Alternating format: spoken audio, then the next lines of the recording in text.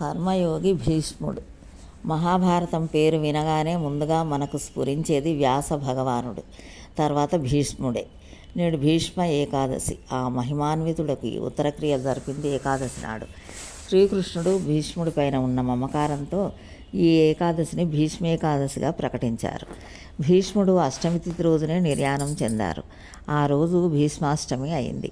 భీష్ముడు తన తండ్రి ఇచ్చిన స్వచ్ఛంద వరం కారణంగా ఆయన కోరుకున్నట్టుగా ఉత్తరాయణం వచ్చే వరకు దాదాపు 88 రోజులు అంపశయ్య పైనే ఉండి ధర్మరాజుకు రాజధర్మాలు, ధర్మ మార్గం వంటి ఎన్నో విషయాలు బోధించి ధర్మ ప్రబోధకుడుగా భారత చరిత్రలో సుస్థిర స్థానం పొందాడు. కురుక్షేత్ర యుద్ధం సమాప్తమైన తదుపరి జ్ఞానయజ్ఞం మొదలైంది. కురుక్షేత్ర సంగ్రామంలో 10వ రోజున యుద్ధంలో శిఖండి వేసిన బాణ పరంపర వల్ల భీష్ముడు నేలపై పడబోతుండగా కురువంశ శ్రేష్ఠుడు జ్ఞానప్రదాత అయిన భీష్ముడికి అర్జునుడు అంపశయ్య ఏర్పాటు చేశాడు. భీష్ముడు కర్మయోగి, పితృభక్తి పరాయణుడు. అసలు ఆయన పేరు దేవవ్రతుడు గాంగేయుడు. తన తండ్రి అభీష్టం నెరవేర్చడానికి తనకు వారసత్వంగా వచ్చే రాజ్యాన్ని త్యజించడం, బ్రహ్మచర్య వ్రతాన్ని స్వీకరించడం వల్ల దేవతలు పూలవర్షం కురిపించి భీష్ముడు అని ప్రశంసించారు. భీష్ముడు నేర్పిన విజ్ఞానం ధర్మరాజుకు రాజ్యపాలనకు ఉపయోగపడుతుందని భావించే శ్రీకృష్ణ పరమాత్మ భీష్ముడి ప్రబోధానికి అవకాశం కల్పించారు.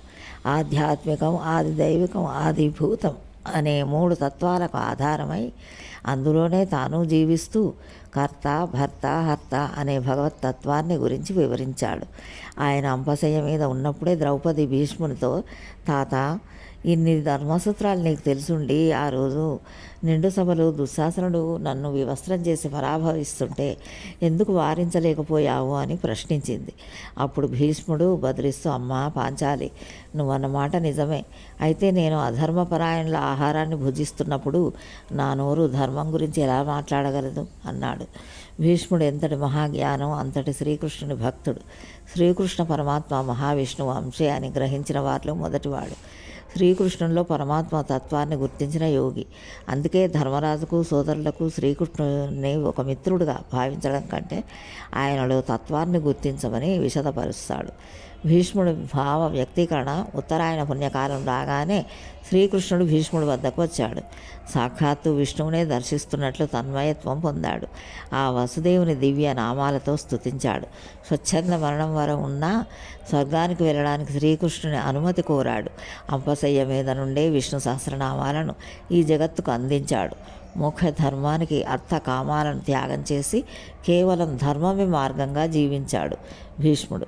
శ్రీకృష్ణుని అనుమతి కోరగానే శ్రీకృష్ణుడు, గంగాపుత్ర వెల్లుడకు అనుమతిస్తున్నాడు, నీవు నీ తోటి వారైన వసువులను కలుసుకోమని చెప్పాడు.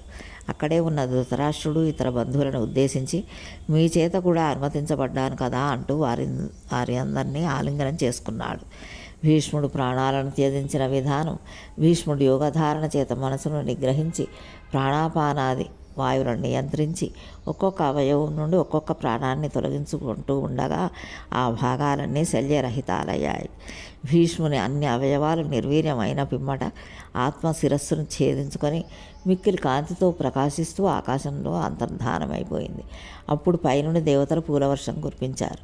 భీష్ముల వారికి మాఘ శుద్ధ ఏకాదశి రోజు ఉత్తరక్రియలు ధర్మరాజు అతని సోదరులు పూర్తి చేస్తారు.